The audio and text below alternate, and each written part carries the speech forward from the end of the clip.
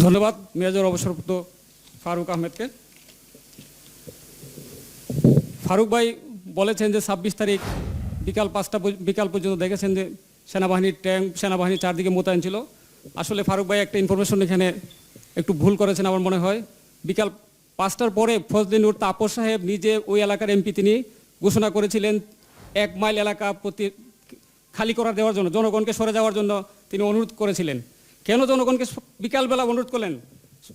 আগে ২ দিন যাবৎ হত্যাযজ্ঞ চলছে, তখন কিন্তু মানুষ ছিল, কিন্তু বিকাল ৫টা যখন তাদের সাথে সমঝোতা হয়ে যাওয়ার পর তারা কেন ওই এলাকা খালি করেছিল সেটা একটা বিশাল প্রশ্ন জাতির সামনে।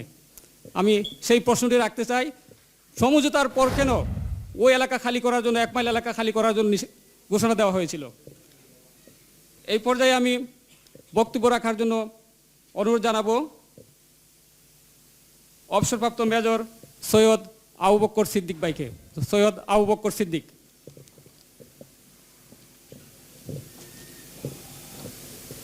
বিসমিল্লাহির রহমানির রহিম। সম্মানিত সুধীবৃন্দ, অতিথিবৃন্দ এবং আজকের এই শোকাবহ দিনের এই আয়োজিত অনুষ্ঠানের বিশেষ আকর্ষণ জাতীয়তাবাদী দল বিএনপির সিনিয়র ভাইস চেয়ারম্যান জনাব তারেক রহমান এবং মিডিয়ার ভাইয়েরা, আসসালামু আলাইকুম। আমি অত্যন্ত ভারাক্রান্ত। 2009-এর ফেব্রুয়ারির 25, 26, 27-এর পর থেকে আজকে আপনাদেরকে আমার বলতে দ্বিধা নেই, আজকে আমার কোনো লজ্জা নেই যে আমি হাসতে ভুলে গেছি। আমার হাসি অফুরন্ত হাসি ছিল আমার জীবনে, আমার হাসি হারিয়ে ফেলেছি।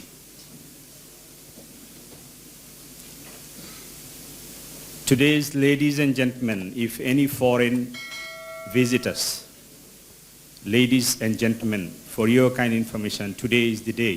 This is the 6th anniversary. This is the 6th anniversary of the deepest and saddest sorrow and massacre in Bangladesh, where in the capital city, under the so-called democratic system, in Bangladesh Rifles headquarters, 57 military officers, starting from general to captain, were killed, brutally killed, under the political observation. This is why we are remembering today those souls, and we are praying to the Almighty Allah for their departed souls. I will resort to in Bengali to express my sorrows and my deep expression, my feelings. As a military officer, I served 21 years in Bangladesh Army. I was trained for 2 years in Bangladesh Military Academy and 1 year LPR.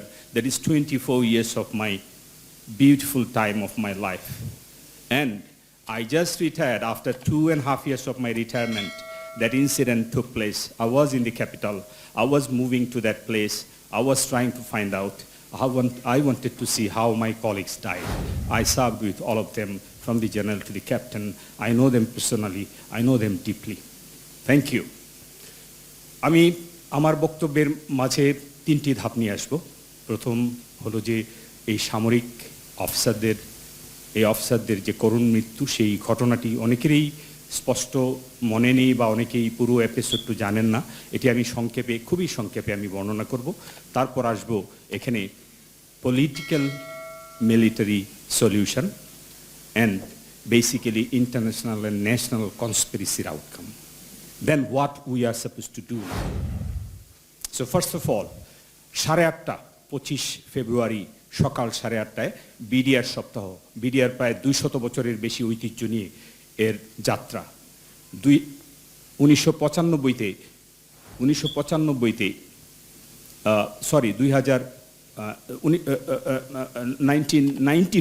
1995-তে BDR 200 বছরের ইতিহাস পার করেছে। সেই বাইসেন্টেনিয়াল অনুষ্ঠানটি BDR হেডকোয়ার্টারে সপ্তাহব্যাপী উদযাপিত হয়েছিল আড়ম্বরে। আমি তখন বাংলাদেশ রাইফেলসের একটি ব্যাটালিয়নের সেকেন্ড ইন কমান্ড হিসেবে দায়িত্ব পালন করছিলাম। আমার সেখানে 3 বছরের অভিজ্ঞতা আছে। আমি এই ঘটনার সকাল 8:30টায় যখন ঘটনা ঘটছে, 9:30 10টার মধ্যে যখন কিছু কিছু খবর আসছে, তখন আমি প্রথমে বিশ্বাস করিনি যে এ ধরনের একটি ম্যাসাকার। 10:30 11টার সময় যখন দেখলাম যে anti aircraft brigade from Mirpur, সেটি আমাদের একটি ইন্ডিপেন্ডেন্ট ব্রিগেড বাংলাদেশ সেনাবাহিনীর এন্টি এয়ারক্রাফট ব্রিগেড, এটাকে এক ব্রিগেড বলা হয়।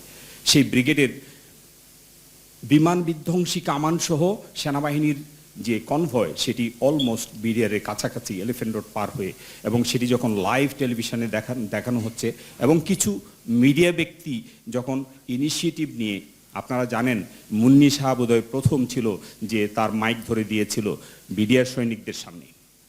এই অ্যাক্টিভিটিসগুলো আমাকে সন্দিহান করে তোলে, এবং আমি দ্রুত কানেক্ট করতে থাকি অফিসারদের সঙ্গে, এমনকি সার্ভিং রিটায়ার্ড সবার সঙ্গে, এবং বুঝতে পারছিলাম এর গভীরতা কঠিন হচ্ছে।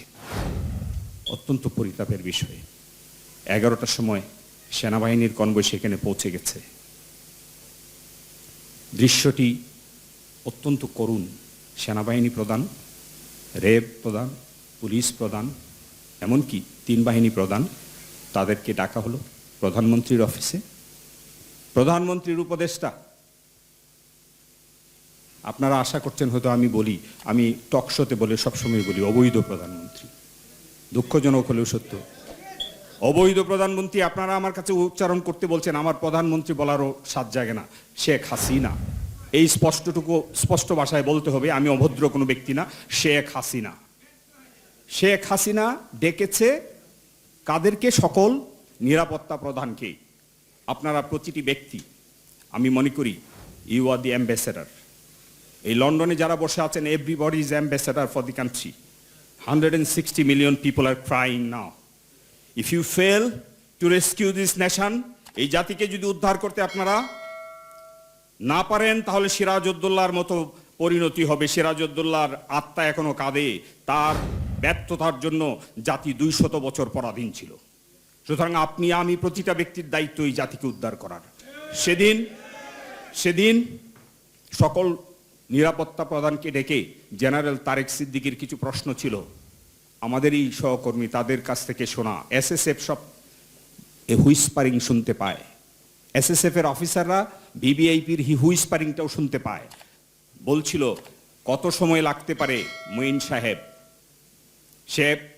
শেখ হাসিনা নাম করেও ডাকে অনেক সময়, উনি নাম করে ডাকতে থাকে সবাইকে। বিশাল তার গর্ব, বিশাল তার এই দেশ, তার পিতার দেশ, বাবার দেশ, সুতরাং সবাইকে নাম করে ডাকতে থাকে। মঈন কতক্ষণ সময় লাগবে?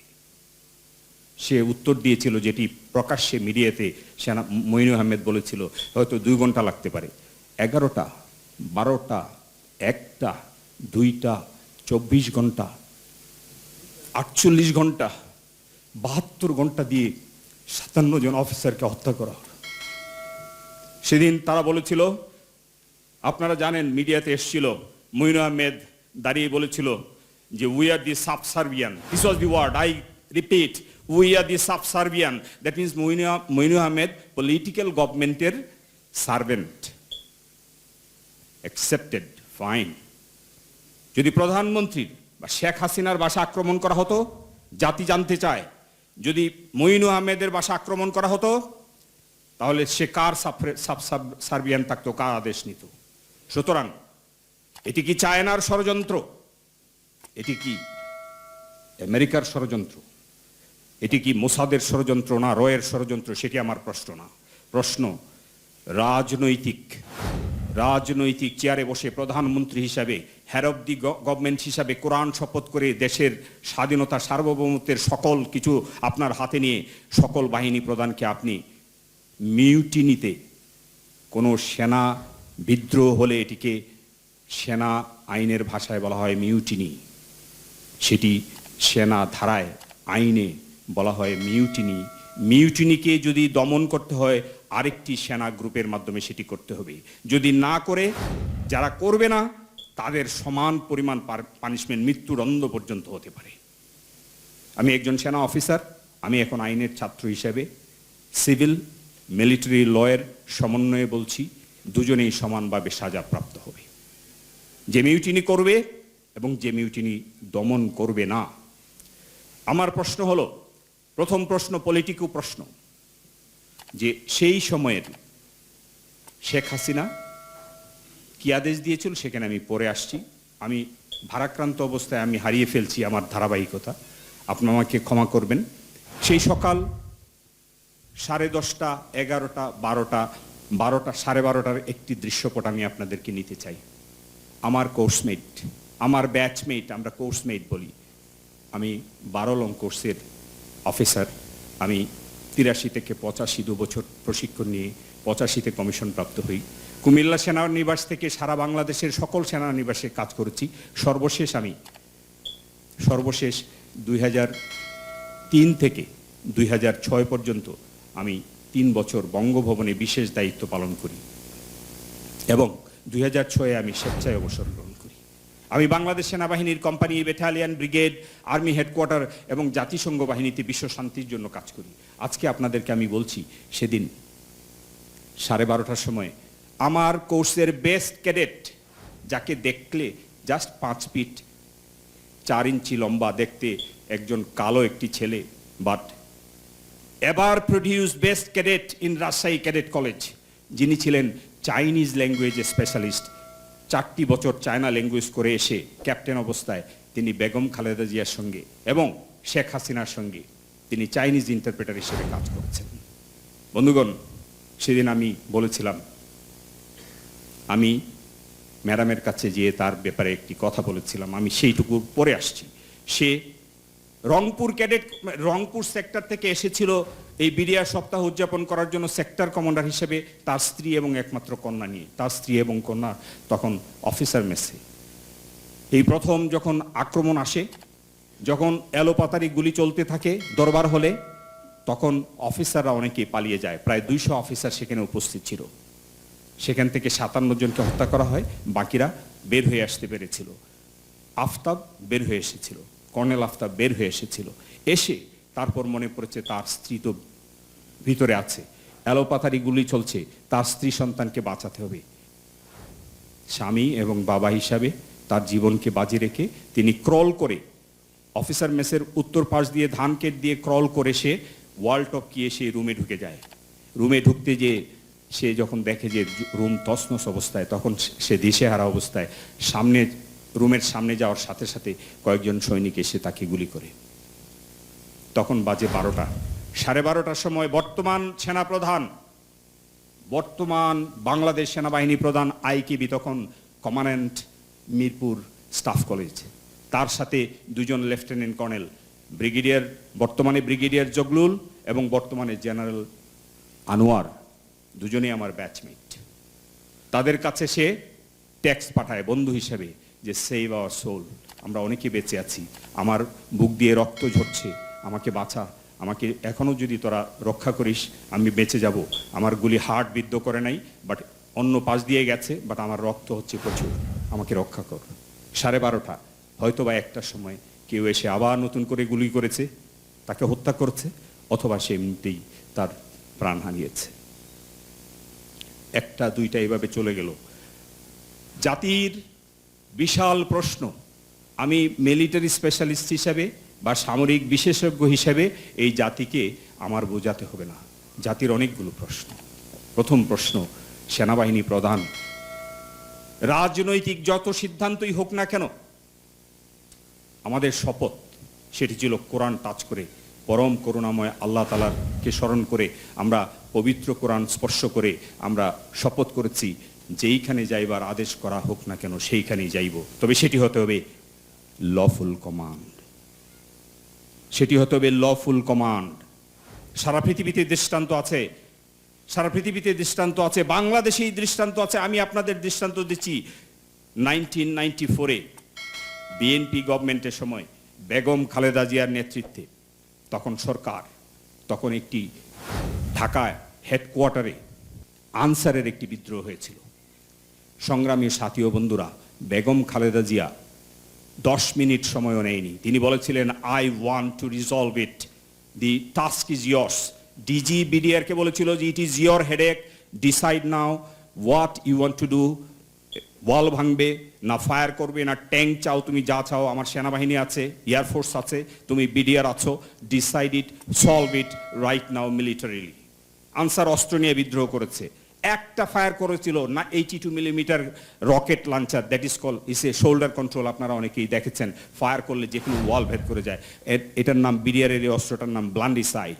ব্লান্ডিসাইড দিয়ে একটা ফায়ার করেছিল গেটে, সকল কাওয়ার্ড বিড়াল এই যারা বিদ্রোহ করেছিল সব অস্ত্র ফেলে হাত উপরে উঠিয়েছিল। উইদিন হাফ অ্যান আওয়ার আমার এক স্টুডেন্ট কক্সবাজার থেকে এসেছিল আনিস, তাকে আমি বলেছিলাম টেক দি রিস্ক, জাতির জন্য মরতে হলে মরো তুমি, আমি আমি আমি তোমাকে আমি সেই দোয়া করছি যে তুমি be the winner. And he said after firing just after 1 hour he said, sir we have won the game, one fire was enough, one ব্লান্ডিসাইড ফায়ার। শুধু বিডিআর হেডকোয়ার্টারের সামনে যখন ট্যাঙ্ক, যখন এন্টি এয়ারক্রাফট ক্যানন ছিল, one fire was enough, 7000 coward বিড়াল সেখানে হাত উপরে দিয়ে দাঁড়াতো। It was half an hour was enough. Commando ব্যাটালিয়নের যে commander, he is my batchmate, Tauhid said, দোস্ত আমরা তৈরি আছি, আমরা অনলি 45 মিনিটসে ল্যান্ড করতে পারতাম বিডিআরের সকল গ্রাউন্ড, ধানমন্ডি গ্রাউন্ড সবখানে। এত কিছুর কোনো দরকার ছিল না, শুধু 46 ব্রিগেড, এন্টি এয়ারক্রাফট ব্রিগেড এবং সিগন্যাল ব্রিগেড এবং ঢাকার যে হেডকোয়ার্টার যে এলিমেন্টগুলো আছে ইনক্লুডিং ট্যাঙ্ক, সেখানে 5000 ফোর্স অর্গানাইজ করা যেত। RAB battalion was ready to rescue Gulzar, the famous Gulzar, colonel Gulzar. সংগ্রামী সাথী ও বন্ধুরা, আমি শেষ করতে পারবো না, আমার বুক ফেটে যায়, এটি নিয়ে আমি বর্ণনা করলে আর শেষ হবে না। আমি আসছি পলিটিকো সাইডে। Politics is everywhere, who said I don't do politics? আমার এখানে 50 জন বন্ধু আছে, এই সেনাবাহিনীর রিটায়ার্ড অফিসার আছে, তারা 3টি কারণে পলিটিক্স করে না। প্রথমত, politics is very slippery. Bangladeshi model of politics is dirty.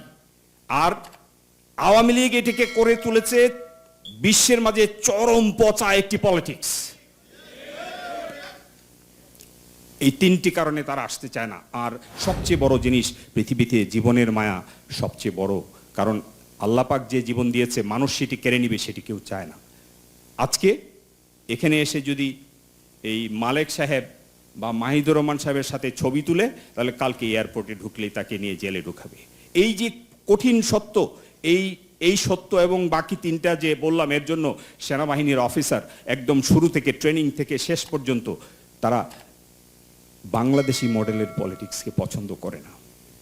আমাকে অনেকেই প্রশ্ন করতে পারেন, আপনি আসেন কেন? বহুবার ঘৃণা করেছি, বারবার হেট করেছি। আমার জীবনের শুরুতে ছাত্র অবস্থায় আমি টকশোতে বলি, লক্ষ লক্ষ ছাত্রকে জিজ্ঞেস করেন, যদি একটা ছাত্র বলে আমি পলিটিক্স করব, আমি জীবনে পলিটিক্স করব না।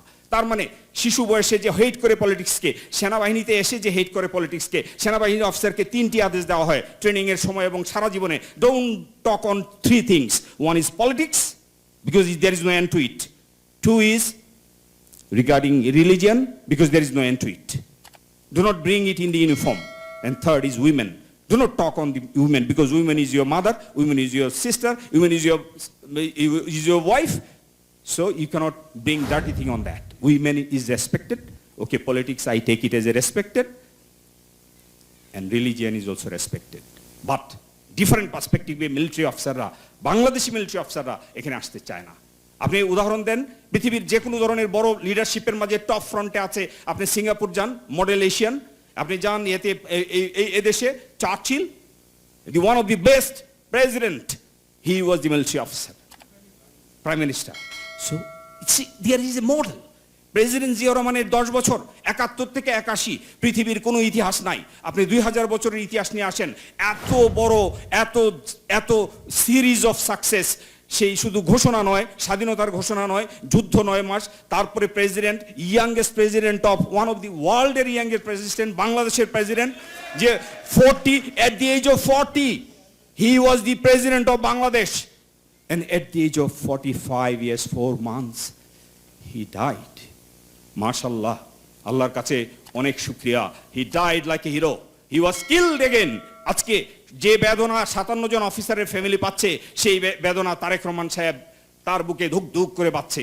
তার হৃৎপিণ্ড বারবার কেঁপে উঠে যখন তিনি হারিয়েছিলেন অনলি 15 বছর বয়সে তার পিতাকে। সেটিও ছিল সেনাবাহিনীর কু। সেনাবাহিনীতে কিছু কুলাঙ্গার আছে। সেনাবাহিনী পলিটিক্সে যেমন কুলাঙ্গার থাকে, সেনাবাহিনীতে কিছু কুলাঙ্গার আছে যাদের জন্য হত্যাকাণ্ড ঘটেছিল, যার জন্য পৃথিবীর শ্রেষ্ঠতম একজন স্টেটসম্যান আমরা হারিয়েছি। আজকে 78 বছর বা 79 বছর বয়সের যুবক থাকতো, জিয়া রহমান বেঁচে থাকলে তিনি এই দেশকে একটি মডেল রাষ্ট্র হিসেবে পরিণত করতেন। তার যে গতি ছিল, সেই গতি ছিল রকেট স্পিড। আজকে আমরা বিধ্বংস অবস্থায় দাঁড়িয়েছি। আল্লাহর কাছে অশেষ শুকরিয়া, তারই আদর্শের